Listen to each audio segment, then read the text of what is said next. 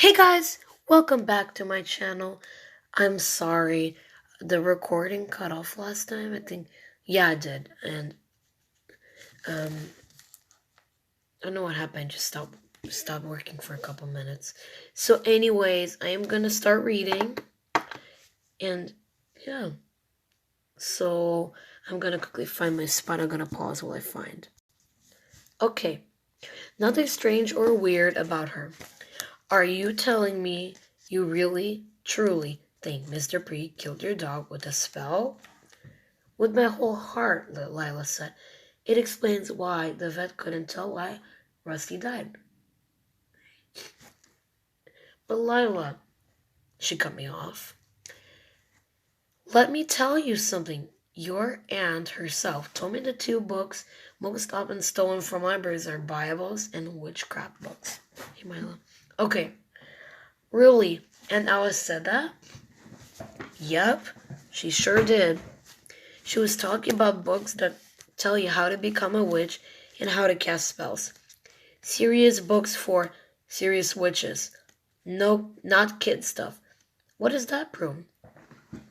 If nothing else, it proves there's a lot of would-be witches out there stealing how-to books. I held my hands up as if to say stop. Sorry, I'm yawning. Okay. No more witches. My brain is melting. We walked on, trying to stay in the shade, even though I didn't want to talk about witches. I could stop thinking about them. What if Lila was right? Suppose witches went about their business so quietly that nobody ever noticed them. Even someone as strange as Miss Dupree blended into the neighborhood as a cranky, peculiar old woman. I was pretty I was pretty sure no one except Lila thought Miss Dupree was a witch. Maybe her kind lived everywhere. There was one in our apartment building, Miss Stabler, on the first floor, had so many cats that her part of the hall always smelled like cat pee. Oh my god. She complained about the noisy people who lived in the apartment above hers and yelled at the maintenance man and scared kids like me if she caught us playing on the front stoop. I'd never thought of her as a witch, but what if she was? Lila interrupted my thoughts. To get back to your favorite crazy old lady who is not a witch, you can't deny Miss Dupree was t- you can't deny Miss Dupree was talking to that white cat like it understood every word she said. You you you you should hear me talking to my cat, but I bet you don't wait for it to answer. I wasn't about to tell Lila that sometimes I did catch myself waiting for Sugi to say something. She always seemed to understand every word in a fake, spooky voice, I said. Maybe the white cat is her familiar. Although I hadn't seen Sirius, Lila agreed at once. That totally explained it, Zoe. Witches always have familiars. Usually they're cats, but by then we were home. Lila pointed at the cat sitting on the fence. Remember the flying monkeys in the Wizard of Oz? Those cats are Miss Dupree's minions for sure. She told them to sit there and watch you. It's so obvious. If you'd ever had a cat of your own, you'd know they never do anything you tell them. These aren't ordinary cats, Lila said. They belong to a witch. Oh, Lila, I'm already scared of those cats in Miss Dupree. Do you have to make it worse with all the witch stuff? Confess, Zoe. You already believe it, but you just won't admit it. Lila laughed. Tomorrow is another library day for me, but I'll see you the day after. Maybe we can go to the swimming pool. No witches there. That's a great idea. I waved goodbye and crossed the street. The cats watched me silently from the fence. I counted 9 this time, but 13 was not with them.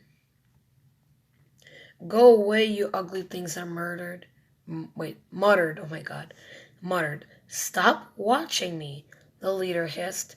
The others twitched their skinny tails and glared. Once I'd shut the front door behind me, I peeked out the window. The cats were still on the fence. They turned to look at the window as if they knew I was there. I yanked down the shade and retreated to the kitchen. Something about those cats bothered me. It wasn't natural to watch people the way they watched me. But what if Lila was right about them? What if they were there to keep me away from 13? It made sense in a weird way. I shook my head. Don't be silly, Zoe. Before you know it, you'll believe Miss Dupree really is a witch, and those cats obey her orders, and that is ridiculous. When Aunt Alice came home, I told her about seeing Miss Dupree in the park. She was talking to her white cat. When she saw us, she got mad. Lila says she made us all fall down a hill. Lila thinks she's a witch, a real one. Oh, for goodness sake. And Alice, hold on. And Alice fixed herself for a cup of coffee and handed me a soda. I'm sure you don't believe that. I don't know. When I was little, I was scared of the witch under my bed. Mom told me the only things under there were dust balls and a stray sock or two.